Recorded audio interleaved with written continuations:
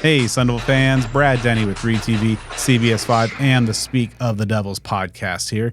And welcome back to another episode of the Speak of the Devils Sitdown Series, where I bring you in-depth one-on-one conversations with key players, coaches, and other figures within Sun Devil athletics. Kenny Dillingham wasn't the only new Sun Devil coach to return home last year.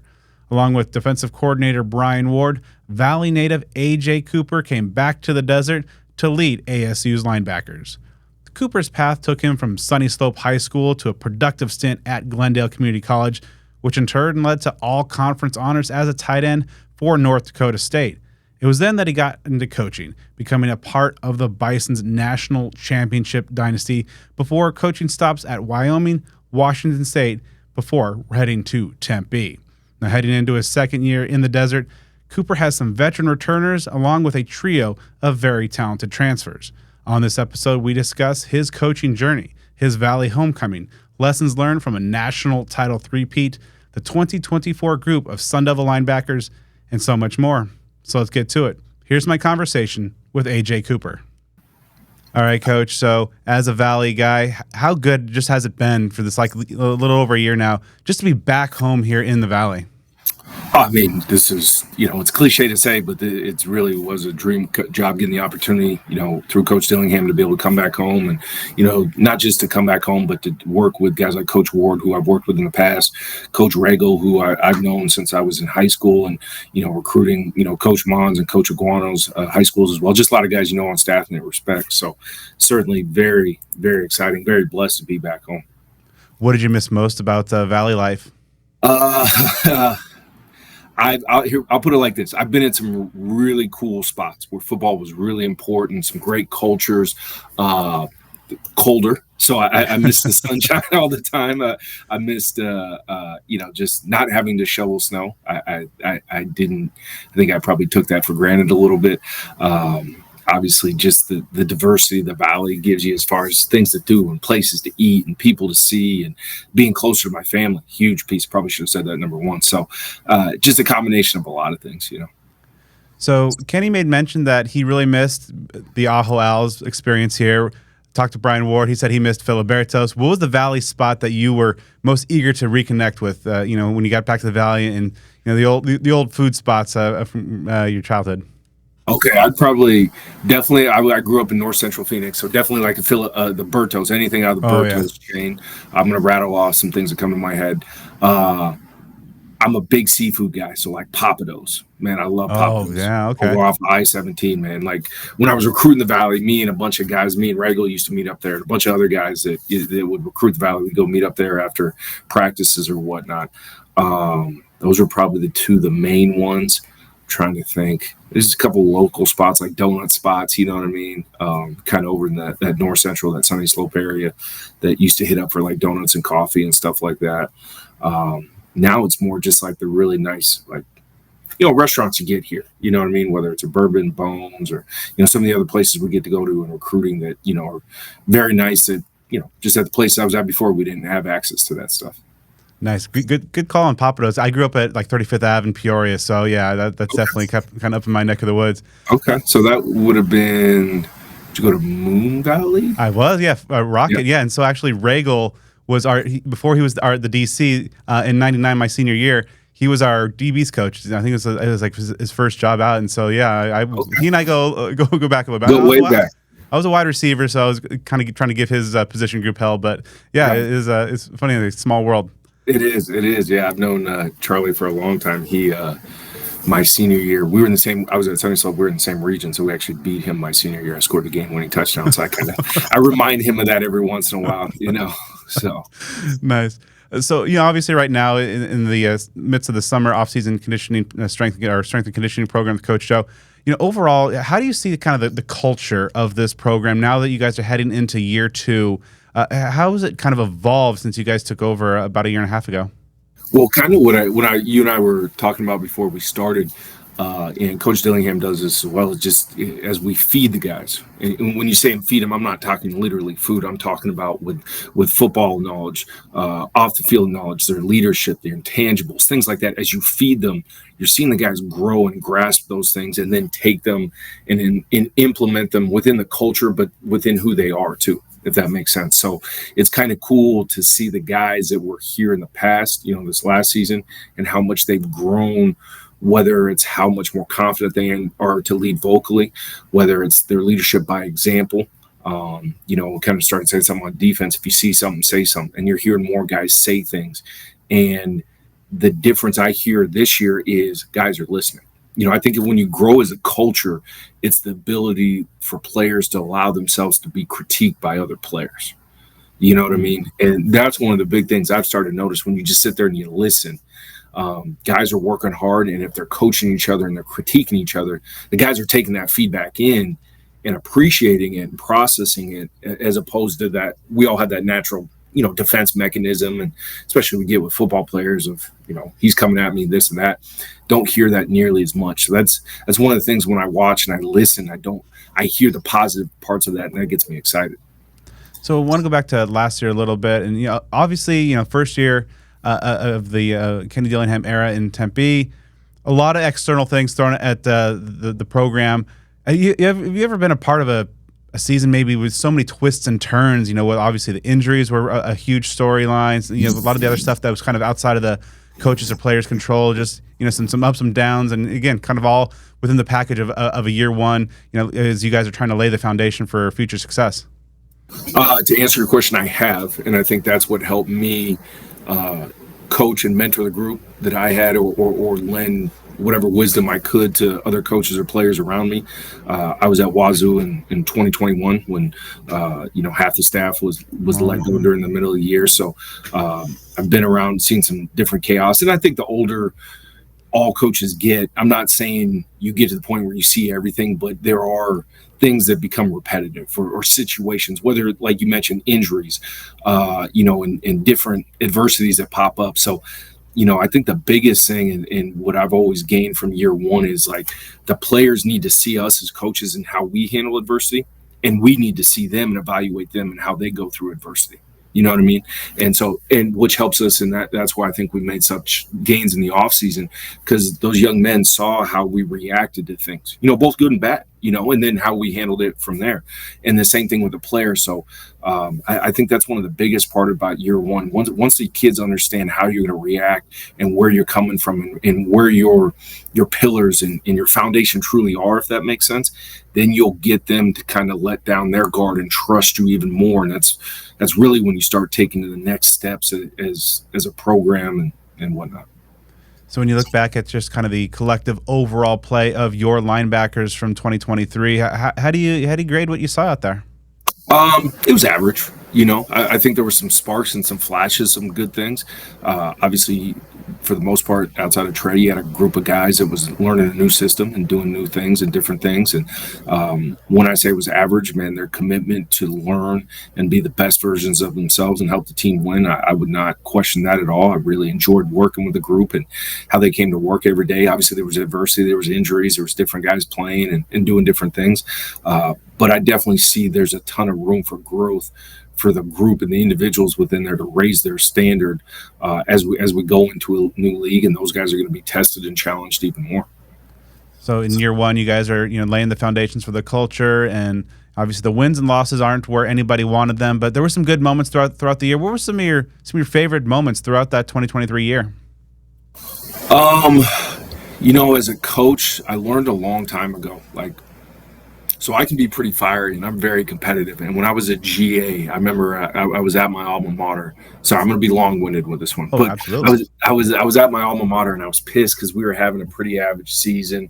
And I remember a guy that mentored me, our offense coordinator, Pat Perlis, grabbed me, and he read me a quote from Chuck Noll about coaches defining themselves based upon winning and losing. And I was young at the time. God, I was probably 22, 23 maybe, and so when you're that young, you're like, whatever, he doesn't know what he's talking about, right? And as I've gotten older, it's really hit home. It's more about the small wins or parts of the process that goes into winning that you reflect back on. Does that make sense? And it really hit home. I was blessed to be at a school at North Dakota State where we won 3 national titles, and it wasn't necessarily winning the national title that was the best part of the year, but the process that went into it. So I would pick out moments in the process where, whether it's things with the linebackers or things on defense where things started to click and you saw the light bulb start to flash for guys, whether it was a guy that you've been working or mentoring with, see him turn the corner and really believe in what Coach Dillingham and Coach Ward or myself is really trying to mold this culture and this program into, or positionally what I'm trying to mold it into. So it would more be things like that than, you could easily say, it was Wazoo, or it was playing well at Washington, or it was UCLA, or there's cool moments within that. But it was more the steps in the process and watching the guys overcome the adversity and still stick together, and finish, beating UCLA and stuff like that. Does that make sense? So Yeah. I've kind of gotten to the point where I try not to based upon winning and losing, although let's call a spade. Our jobs are based upon winning and losing. Like, don't get it twisted, folks. And I am a very bad loser, so I want to win more than anybody. But I've learned, it's like what Bill Walsh used to say, champions become champions long before they're champions. And I'm paraphrasing that, obviously, but it's about the process and the steps. And what gets me excited as a coach is when you see guys start to understand the process and believe in the process and trust the process, if that makes sense. Yeah, with that appreciation for the process, that kind of echoes what Kenny was saying, to us in the media a bunch last year of just, it's all about getting better and taking those steps, building day in, day out. So when you go through a season like you guys went through a year ago, how do you feel that you're a better coach, having gone through that at the end of it than you were, maybe say like last August, and going through the adversity, the experiences, and going to battle with your guys? Yeah, 100%. Well, number one, I know the players better and they know me better. Number two, I'd say I'm much better at understanding the way people attack us schematically on defense in the back seven. I had a pretty good understanding in the front, obviously, but the back seven, I would say that's a good question. Yeah, I would say those would be the biggest things right there. And then to have a group of guys coming back that's working the way they do, and where you can, like, I don't feel like we're starting from ground zero, even though we had 3 transfers and a high school guy get here in January.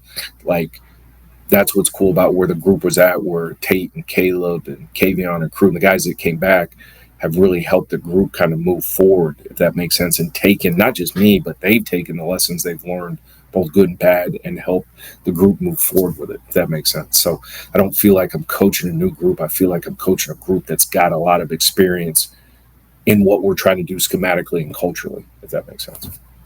Even though Kenny was one of the youngest coaches in the country, his first year at the helm of a major program, it seems like the feedback I've been getting is that he certainly didn't kind of act his age. And even though that it was his first time, he's a guy that really kind of handled a tough year pretty well. From your view, how did you see him, in his debut, kind of handle everything, all the injuries, the stuff that was outside of his control, the external stuff? How did you see him kind of navigate the rough waters of his first year? Yeah, I think Coach does a really good job with his energy with the players, and whether we were coming off a loss or win. Hey, on that Monday meeting, those guys seen the energy, the passion he had, the plan, and trusting the plan and the process, whether it was via structure, whether it was scheme, whether it was lifting, eating, whatever it was. Hey, this is the plan and this is how we're going to attack it this week. And again, players are just looking to see your reaction to adversity. And I think just how he brought energy, enthusiasm, and passion to those things, I think was, for the players that were here, I think they really liked that. You know what I mean? As a coach, coaches, we're just players too. You want to see people with juice and having excitement and having fun. And you know what I mean? The easiest thing to do is get down and get sour and get pouty. But if we get like that, if coach gets like that, you're going to have a team like that. And so I think seeing that energy and that passion, whether it was, game one or the last game of the regular season, and you guys would see it in the media all the time, like what you guys would see in the media is how he's with the team, that determination that we are going to get this thing going in the right direction. We're going to do it with guys that want to be here, that are passionate about being ASU. Like what you guys see there is what he does with the team. Like that's not an act. Does that make sense? And I've been around coaches that will be two different people. And my point is he's consistent with that. He's got a ton of energy. He's got a ton of passion. And I think in this day and age, players have changed. They want that. Does that make sense? Mm-hmm. So I want to go back to the start of your own football journey. How did you first kind of get into football? What were some of your earliest football memories that you still can recall? I had a different path. Like, where I grew up in North Central Phoenix, we didn't really have a Pop Warner League close to me. So like, I really didn't put the pads on until my freshman year of high school. I was small, undersized for my age. So I played as a freshman, played as a sophomore in JV, didn't even play my junior year. And I had a growth spurt between my junior and senior years. And I was very blessed. I had 3 high school coaches that were very supportive when I went through a lot of tough times with my family and different things. And those guys just kept believing in me, if that makes sense. Like kept, encouraged me to come out and play baseball and basketball and football. And so went back out my senior year, and I was blessed. Our quarterback was, I would say, and I'm biased, arguably one of the best players in state history, and Mike Nixon. Mike was an all-around, safety, quarterback, punter, kicker, all-state basketball, got drafted for bait. Like Mike was elite, right? And so we had that. We had, Gilbert Gallagher was an all-state running back and linebacker, and Matt Peterson. And we had a bunch of good players and a good culture, a good core. Dallas Hickman, I tell people all the time, was my head coach. I would not be here without him, because he told me the truth. He told me what I could be, but he also told me what I didn't want to hear, what I need to work on. I use in recruiting all the time. He would hug me when I needed it, and he would kick me in the ass when I needed it, And to this day, I really appreciate that. I tell, parents, that's how I'm going to coach your son, because I wouldn't be here if he hadn't done that. So, yeah, I mean, my earliest football memories tie around this stadium. My grandma still lives right across the highway here, and she had season tickets to ASU and the Cardinals. I remember the Cardinals playing the Cowboys, I think Christmas in '93, and going to that game. I was at the ASU Nebraska game when ASU upset Nebraska. I could go through all. I have a lot of memories of, this tailgating back here in the parking lot. And, when I was a kid and playing catch and coming to games but as far as playing, my path was different. I played JUCO ball for Joe Kirsting at Glendale. I took a different path, and I'm thankful I did it, because I wouldn't be here without the adversity I had to go through, if that makes sense. And going through that adversity, going the junior college route and playing at GCC, how did that experience, obviously we'll get to, the next stop after that, but, just going the JUCO route, how did that maybe inform your perspective and kind of shape your path? Man, it humbled me, first of all, because I remember walking in there, thinking I had one deal, one offer out of high school. I actually turned it down because I went there, and it wasn't the right fit for me. And I was, even at 17 at the time, I was smart enough to know, like, don't go somewhere that's not the right fit, right? So I remember calling Coach Kirsting. Everybody thought I was going to go to said school, and I won't bring it up because it was 20 plus years ago. But and he was like, yeah, sure, we still got a spot for you, and we'll take you. And I remember walking in, I was all state and thinking I'm going to be, the guy, and and then getting humbled real quick because there was an older guy in front of me. I was like, whoa, that guy's bigger and stronger and faster than me. You know what I mean? And the game moves differently. And we, Glendale was rolling at the time. They had just won a natty, I think 2 years before I'd gotten there. Coach Ward was actually the DC on that national title team at Glendale, I think 2 years before I got there. So we're loaded, and if you remember, that's back when the West Valley was the side of the valley where a lot of the talent was coming from, right? So it was humbling because I had to really work. I had to ground myself and work. I had to realize that, I really wasn't that great at football. I was just a decent athlete. I had to learn how to be a football player, how to block, and my footwork and my hand placement as a tight end, and, route running stuff. High school got away with stuff, because Mike Nixon was really good and just got us the ball where we needed it, and B, like, just the technical side of the game. And then understanding that, like, how to love the weight room, and that, hey, if you want to be good in football, then the weight room and the off-season program is what's going to give you that opportunity. You know what I mean? So, yeah, I went through tough times at Glendale, and, then you're going into your sophomore year, and I was a 6'1" tight end. Now, as football players, we always think that we're the best out there, but, like, now as a coach, I realized, like, in 2003, there wasn't a big market for 6'1" tight ends. You know what I mean? Like, that was still the days of those guys being 6'5", 6'6", and 250 plus, whatever. So, like, just having that chip on my shoulder and understanding that I had to be, like, whatever traits that I had that were different, they had to be dynamic for me to get the opportunity to play at the next level after Glendale. And luckily I did play well enough, but there was adversity there. I went on a visit and got dropped on a recruiting visit, and I pulled my hamstring before the bowl game. And, I had a neck injury my freshman year. There was adversity there. I would say that's why you hear me talk about it so much, because adversity has molded me to who I am. So like now as an adult, I've learned to embrace it and appreciate it.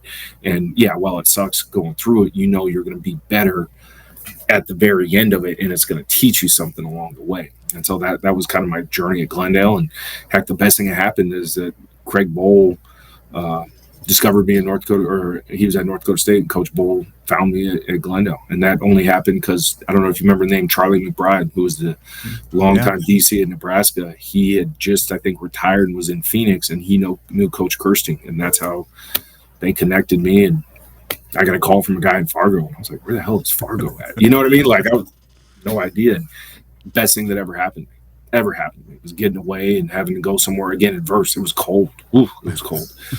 So like all those things I look at, man, and I'm so appreciative of them, because it's led to me where I'm at now.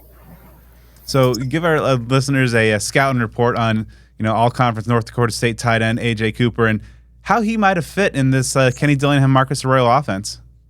In this day and age, where tight ends can stand in the slot, and they don't put their hand down, and the game's changed so much. Like for perspective, like you just had to hit certain measurements. I can't tell you how many times at Glendale I'd be in the weight room or be running on the field, and the coach would walk in, and I might have fudged my height. At Glendale, I might have said I was 6'3" and 230 when I was 6'1" and change, and 210, 215, right? But they'd look at you and go, he's not big enough, and just pass on. So the game's changed where those guys I was very good in space. I was a solid blocker, but I was very good in space, good in the ball with my hands, could move well.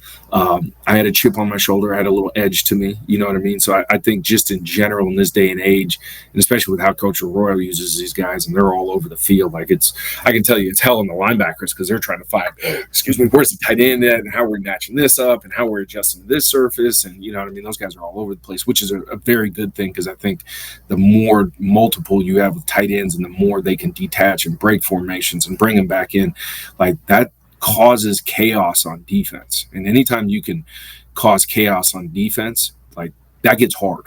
That gets really hard. I can think of offensive coordinators over the years that I used to hate playing against, not because of the players, but because of the chaos from a structural standpoint they would pose for us on defense. Does that make sense? Mm-hmm. So yeah, I would love playing in this era and this type of offense, man. That'd been freaking awesome. At what point during your journey to the idea of getting into coaching, whenever your playing days were over, kind of first enter your mind? Man, I didn't really know what I wanted to do. It's part of the reason why, like now, as I get guys that are getting older, and we have a great academic structure that does it too. And DJ Foster does an elite job getting guys ready for after football. And DJ is one of the best I've been around. But like I'm constantly talking with guys and kind of seeing where their brains are going. And hey, you need to have a plan B. A lot of times football players just have a plan A. It's play football. You know what I mean? And I'm going to play in the NFL and all those things. Great. You can have those goals, but football life, there will be life after football, and it will end at some point. And so for me, I got in camp with Packers, got cut, came back as a student assistant, was finishing my degree. Lucky I had a 5th year on scholarship. And even then, I didn't really know I wanted to coach. I just started to realize, hey, I like going up and drawing cards for the coaches or whatever, little stuff they had us doing, or standing out practice and helping out. And I remember, coming to the tail end of that year as a student assistant, Coach Ball kind of going, well, what do you want to do with this? And I was a criminal justice major, and I was either not going to finish and go try to keep playing, and like NFL Europe was still going at the time. My agent was kind of pushing me to do that, and I had made a promise to my mom I was going to get my degree, and then I was like, okay, I'm in criminal justice. I'll go back to Arizona and do Border Patrol or something like that. And he's like, why don't you give this coaching a try? And in his own way, he had a way of knowing me and probably nudging me in a direction that probably was best for me, even though I didn't know it at the time. And again, that's why I'm so appreciative and thankful of Coach Ball, because 18 years later, I guess now, like this is where I'm at now, because he probably saw something in me that I didn't see. Does that make sense? And so then I was a GA on offense for 2 years. I helped out with the O-line my second year and got to coach the tight ends. I helped out with the O-line my first year, got to coach the tight ends the second year. And then, again, didn't know. I was so young and I was in such a tunnel that I just didn't know what I was going to do. I was coming to the end of that second year and, Coach Bull came to me and said, "Hey, we're going to open up an opportunity for you." And I was excited. And he's like, "It's on defense." And so didn't know what, but I was excited. Cool. I could stay at my alma mater and coach. And I was really lucky to have some really good coaches around me, Scotty Hazelton being one of them that was on defense at the time, that really sat me down and taught me the fundamentals of defense and kind of taught me how, not just schematically, but tackling and leverage and hands. But the best thing he told me right away was like, "Hey, you've already been on offense. Coach what was hard on an O-line or coach what was hard on a tight end, and you'll figure out the rest as you go." And he was really patient. And so what I'm getting at is I've been really blessed to have some people that probably saw maybe what was best for me or gave me really good advice. And I was just smart enough to listen to those guys in those moments, And of course, you had the great team success during your time at your alma mater. I believe 3-time defending national champions. One of obviously the Bison, that incredible run that they've had over the last 15, 20 years. Being a part of a program that has been to the mountaintop repeated times, what kind of lessons about being a part of a successful winning culture did you learn there, and that you think that are maybe unfolding here also in Tempe? I kind of hit it earlier. It's the process. Like I was part of 3 national titles at North Dakota State. And we didn't talk about winning national championships. We did one time. In my last 3 years, we were rolling, went 43-2 and won those 3 natties. And only one time did we, in a team meeting setting, did we talk about it.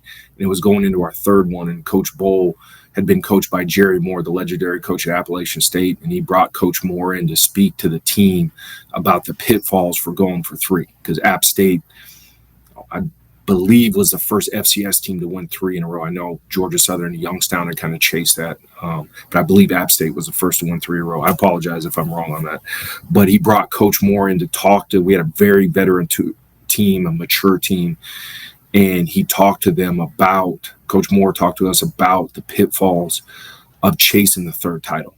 You know what I mean? And really, what it boiled down to, everybody had to put their egos away, because we had a bunch of veteran guys.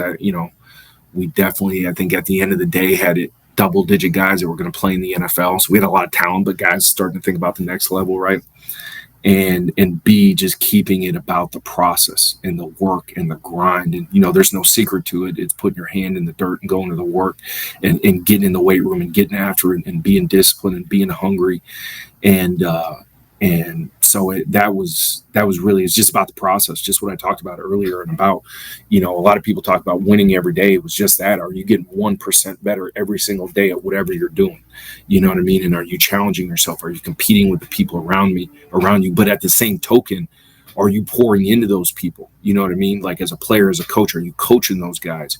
Are you holding yourself accountable to the standards within the program? So, I would say a large part of the philosophies that I have, at least when I coach a position, are based upon that. I tell guys like, hey, you're going to feel my passion, energy, because in my mind, when you win a championship, it's addicting.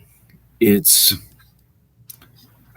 the only way I know how to describe it, and I don't know this, I've never been addicted to drug, but it's like a drug, and you want to feel that again, and you want to feel that process and that hunger to do it again. And it's why I'm so passionate and I'm so driven, because I've been there. And I know how hard it is. Winning's really hard. Winning a championship is extremely difficult.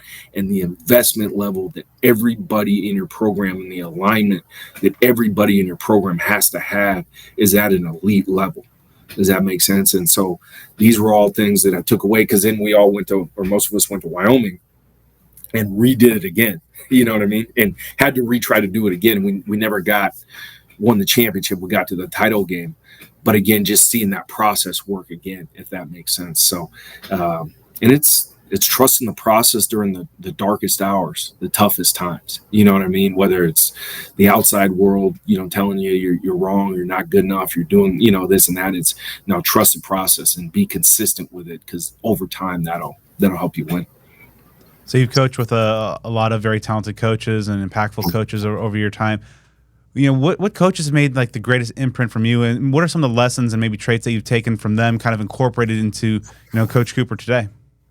Right away, I mentioned my 3 high school coaches. I take stuff from them the other day. Heck, I talked to the guys last week. I was talking to my backers last week about Dan Mannix, head basketball coach at Sunnyslope High School, who's in the High School Hall of Fame, won multiple state titles there. And he always talked about MTEE, mental toughness and extra effort. It was kind of the acronym that he always talked about. And he always felt like if we could be mentally tough and extra effort, if we could win those 2 things in every game that we played, that we would give ourselves the opportunity to win.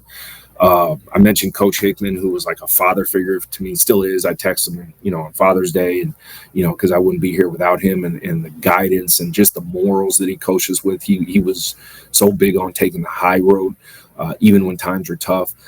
Coach Carlberg, our baseball coach, was probably the guy that actually leaned on the most, that helped me the most, even after college, who I would call for advice and whatnot. And then, I just take pieces from all the guys I've been around. Joe Kirsting was a highly competitive coach who really pushed us. I probably didn't understand him well enough until after I got done playing. I started coaching. Kind of those aha moments maybe you have with your own parents where you go, oh, okay, I see what he was getting at now. Obviously Coach Bowl probably has molded me more than anybody. I can't tell you how many times I kind of sit back and think, okay, what would he do? What would he think? What would he say here? Why would he think those things? He was always great about coaching as coaches. So as we would go through things, he would take us through his thought process and why, but also take us through the experiences he had over his years and how they could, apply to us in situations. I mentioned Scotty Hazelton, been a huge influence on me. Coach Ward and I have been close for a long time. Brent Vegan, probably Brent's calmness. Brent doesn't get too high or too low. He's the head coach of Montana State now. And just his ability, again, to trust the process through adversity. Tim Polisek's passion and enthusiasm. If you know Tim, he's got more juice than anybody out there. I mean, I could go on and on. I've been really blessed to be around a lot of really good football coaches. Pete Callaghan and John Richardson are 2 of the best people. Just as far as I learned so much from those guys, how to pour back into the young men and do it via their faith, which I've taken a lot of stuff from those guys now. So we could sit here for hours, but I've been really blessed. And I tell the guys all the time, just like our players are raised by a lot of different people, I've gotten to this point and I've taken from a lot of different people. And so I appreciate all those guys I just mentioned. And if I miss anybody, I apologize, because there's a ton of other guys out there too. But they've kind of all molded me into something. And the one thing I'd like to think is I'm forever growing. I'm constantly learning things from Coach Dillingham. And, I learned a ton from Coach Arroyo this spring.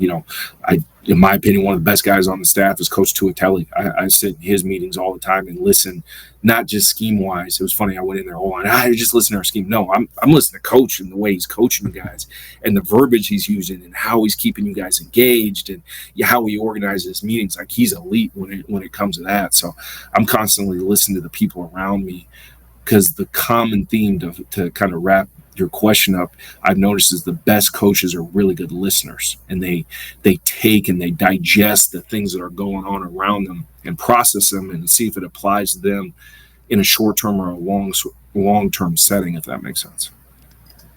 If you were to be able to go back in time and give yourself some advice, I mean, you're at the onset of your coaching career, and after all the things you've learned and continue to learn throughout your career to this point, what would you tell yourself? That's a good question. On the field, like X's and O's wise, I probably would have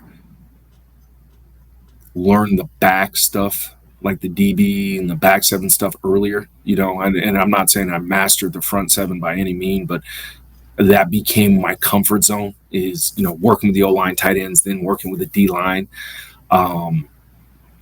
I would say that, and really just what I mentioned to you, try to strain to become a better listener early on. Listen to the players, and what the players will tell you, both what they're going through on the field and off the field, if you listen close enough. So listen to them and what they're saying, what they're feeling, what they're seeing, what they're going through. I think over the last couple of years, that's what I've gotten a lot better at, is listening to them and what they need. You know what I mean? Not just the football perspective. I don't want to say the football's easy, but it's, if you can figure out what they need off the field or as people, that's where you're really going to make the most gains, because then those guys trust you and they trust that you're invested in them as a person, not just as a football player, if that makes sense. So, of course, coming to Tempe last year, you had a familiar name with you, and Brian Wardy, and with the rapport and dynamic that you guys already have. How much did it mean to just starting in a new place, as you guys are kind of trying to help you build, or help Kenny build a foundation here in the desert? What's that? How valuable was that prior relationship? And what kind of really jumps out most about Coach Ward and the job he's done and is working to do here with the Sun Devils?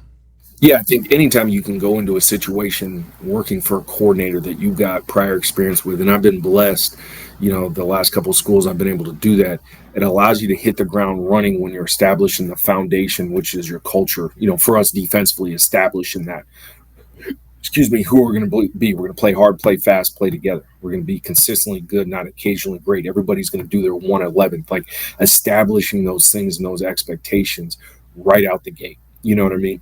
And being consistent with that, with the players. Again, like we talked about earlier, whether we were winning or whether we were losing, being consistent with that. And it's having a belief in a system and what we do and how we do it, but also not afraid to go, okay, is there a better way to do it? You know what I mean? And when that's a beautiful part about, the way we run our defense, Coach Ward runs the defense, is him and I have been at different places, done things differently, so we can bounce things off each other. Hey, I've done this. Okay, I've done it like this. Here's the why, and kind of move forward. So there's just that trust to be able to collaborate and to be able to listen to each other, both on a personal level and a football level, a recruiting level, and be on the same page for his vision and where he wants to go with it. And ultimately, obviously, Coach Dillingham's vision of what he wants out of the defense. I think Coach Ward's a very good listener. I know I mentioned that earlier. He's really good at analyzing a situation, in a lot of different areas, and taking a step back and hearing what everybody has to say and where they're coming from and why they're coming from that place. And then going, okay, what's the best for the team, the defense, the position, the person, whatever it is, to move forward, if that makes sense. So I think he's a really, really good listener. He's a very good communicator.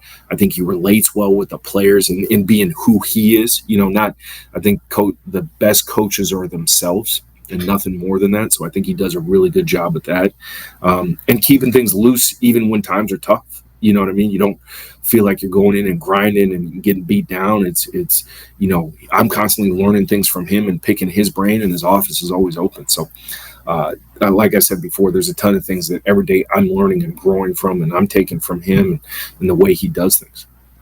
So in different schemes, linebackers have different responsibilities. Even within schemes, different positions might have different responsibilities. But what common characteristics have you found that make a good and effective college linebacker?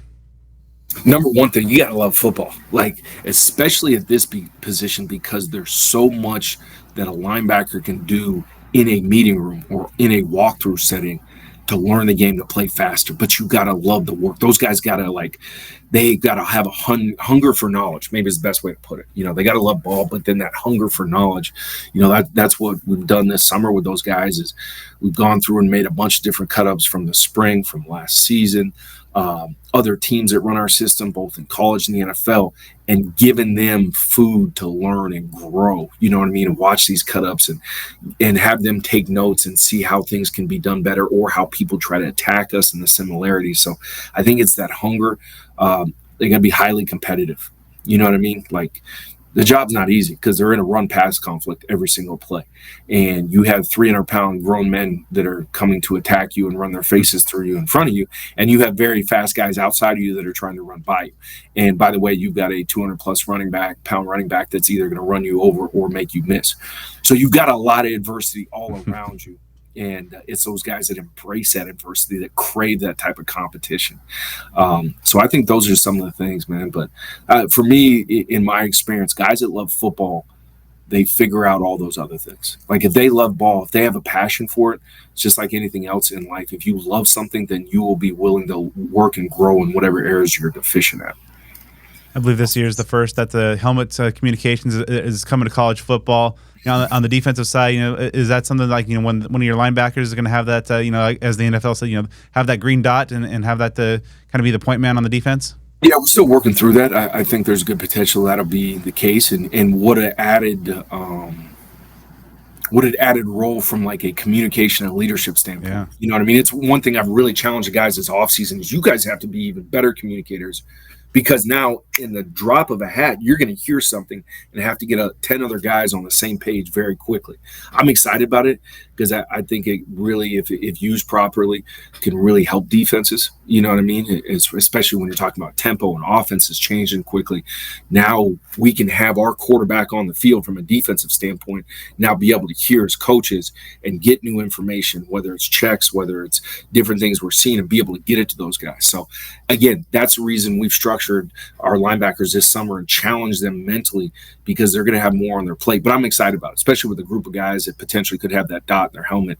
Like, those are some guys that if you walked in, those would be guys that are probably going to be CEOs of companies and probably going to be future leaders in their communities. Like, there's a couple of guys in the room are wired a little bit differently and in the right way. So going back to spring real quick, over the course of those 15 practices, what were some of the questions that your linebackers were able to answer for you, and maybe some questions that remain as you guys are preparing for fall camp? Sure. I mean, the number one question is we had 3 guys transfer in and then a 4th in Martell early enroll. So, how quickly can we get those guys caught up from a cultural standpoint, a scheme standpoint, an effort standpoint, a technique standpoint in what we do, not just caught up, but learn it, embrace it, and start to play really fast and explosive with it. And I think we made some really good strides. Keyshawn jumps out right away, as a guy that with a high football IQ. He's got great range. He's physical. Man, he really processes game. I love the way he plays in the run. Got a high motor. He's, in my opinion, in coaching, when you look at guys that can play at the next level, one of the things you see is guys you actually have to pull back. Because like Keyshawn's a dude that if I don't go, hey, take it easy here today, like that dude's going to go work out 2 or 3 more times. And you know what I mean? Like, so it's a good problem to have. In my experience, a lot of the NFL guys I've coached over the years, like you actually have to say, whoa, instead of giddy up.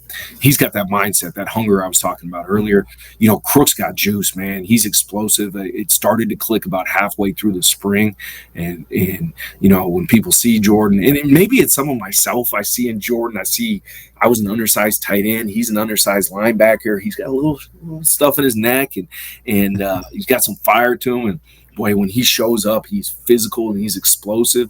And I think him and I really just kind of figured out, for me, it's always the biggest challenge is how to connect with kids and how they learn, right? My oldest son's on the autism spectrum, and he got diagnosed about 9 years ago. And it really changed the way I coach and figuring out how guys learn. Like me, if it's a bridge, meeting them halfway, and how do you process what we're doing? Because it doesn't matter what I know or what the playbook says, only matter what I can get them to understand and do and believe it. Does that make sense? And I think with Jordan and I kind of met on that bridge about halfway through the spring, where I kind of went, oh, okay. I'm starting to see it and understand it. And I think he did too. And I think he saw that like in the spring game, boy, he came out of his break and forced that fumble. And he's a twitched up, explosive dude, Zyrus, man, like kind of a jack of all trades and a very, very high football IQ guy, and a guy that always finds himself around the ball. And, and then what that did, it's going back to one of the things I should have said earlier. I learned about winning championships. It's competition drives teams, they drive sides of the ball, offense, defense, special teams, and it drives position groups. You can be the greatest coach in the world, but if there's not competition there, it is much harder to get guys to be the best versions of themselves. Does that make sense? And boy, now having that, and then you got Tate, you've got Caleb, you got Kavion, you got Crew, you got guys coming back. You throw in Martell, who's got a chance to do some really good things. Like, he's a young kid, but boy, he's got some length and some range and some athleticism, and does some things naturally that everybody in the room goes, oh, you know what I mean? Like, all of a sudden you put that in a pot, and with the right mixture of personalities, now you start to see their natural competitive juices come out, and that's when guys start to play at a higher level. So was very pleased with all that. I think the next step is really, I won't say master, because no one's ever going to come out of a game graded 100%, but be consistently good at what we need to do in the run and the pass and our base coverages and our base pressures. You know what I mean? Consistently good. Consistent means ability to win. You know what I mean? Not great, consistently good. And so that's the challenge for the fall. And we got to figure out, like, who are going to be the 4 or 5 guys that are the guys playing the bulk of the snap. Does that make sense? Yeah. I got a decent idea, but that's what fall camp's for, and that's why that's why we have structured so much for them to do on their own, so they can. I want to see who's going to really take it this summer and take the next step with the things we fed them with. If that makes sense. Yeah, great overview of your room there, and those three new guys certainly jumped out to me as well. And kind of watching those practices, Keyshawn is especially, and then Jordan seemed to be like, as you mentioned, kind of about the midpoint. It's like when it seemed to like watching those 11-on-11s, like, oh, he's in the backfield a lot, oh, he's making these plays and such. Talking about Tate and Caleb, two guys that have been around for a little bit now, heading into the second year. And I recently talked to Coach Ward, and he mentioned that one of the benefits is the guys now are starting to understand not just what to do, but the why, and that helps elevate their play. From those guys who have been in the system now in that year too, how impactful has that been in terms of elevating their own play, but also maybe getting the other guy, the newcomers, up to speed quicker?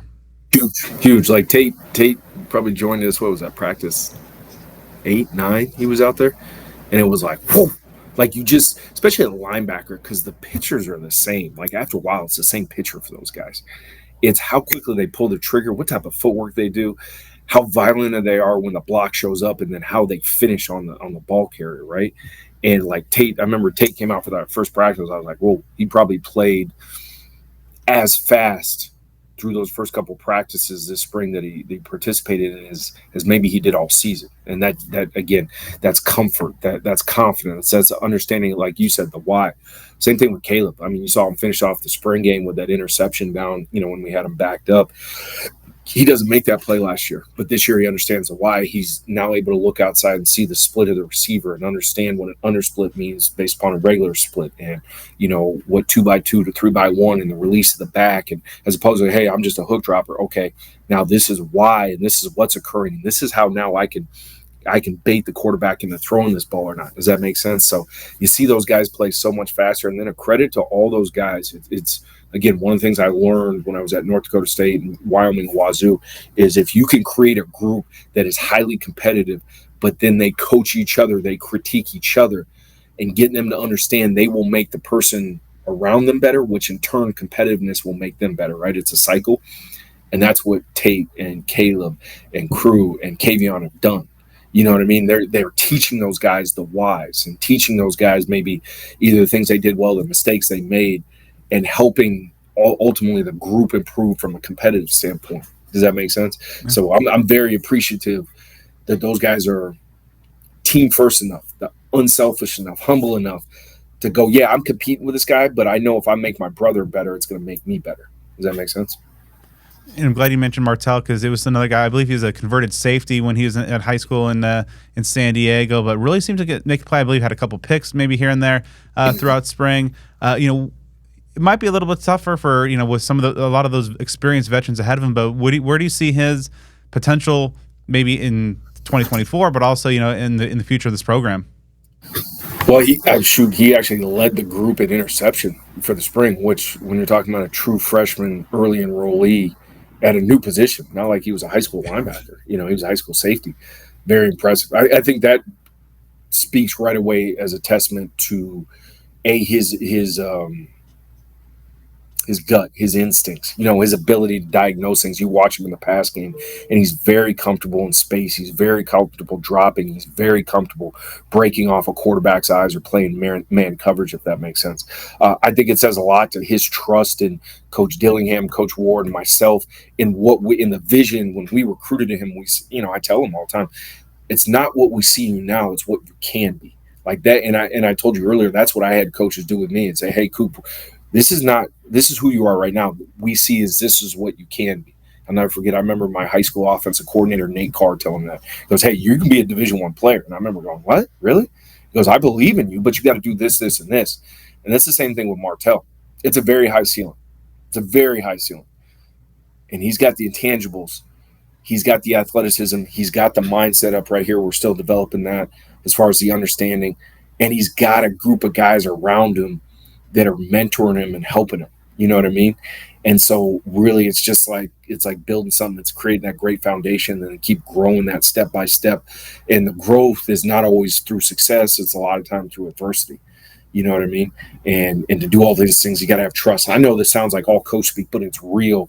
And with him, there's a high ceiling. I expect him to be on the field at some points this year. Fall camp's going to determine a lot, and then how he keeps growing and getting better and better throughout the year. So if you can't tell, I'm excited about Marty. Really excited about Marty because he's got a chance, but it's a chance, and potential is also a word that gets coaches fired too. You got to develop it. You know what I mean? Otherwise, it's just that. It's just potential. What does a successful 2024 season look like for your linebackers? I mean, it starts with a team success, right? That's the first and foremost. You know what I mean? It's our goal is being 1-0 every Saturday. You know what I mean? That doesn't equate to whatever that ends up being, winning every game. It's just focusing on, hey, every Saturday, Thursday night, Friday, whenever we play, being 1-0. I think the linebackers starting to be difference makers in the run game and being disruptive in the pass, if that makes sense. And I do think we're going to have that ability to do that based upon the guys that are in the room and the development that they're making. And again, that's going to come through them grasping and have a better understanding of the scheme, a better belief in the techniques and how to use them, and then not thinking about all that and then going shooting their guns and playing as fast as they can, I'd like to thank AJ for taking the time to talk with me for this episode. Make sure you are subscribed to Speak of the Devils on the podcast platform of your choice for more great sit-down series episodes featuring 1-hour conversation with new ASU AD Graham Rossini, the entire football coaching staff, several key players, and many more. Make sure to follow me on Twitter and Instagram at bdenny29.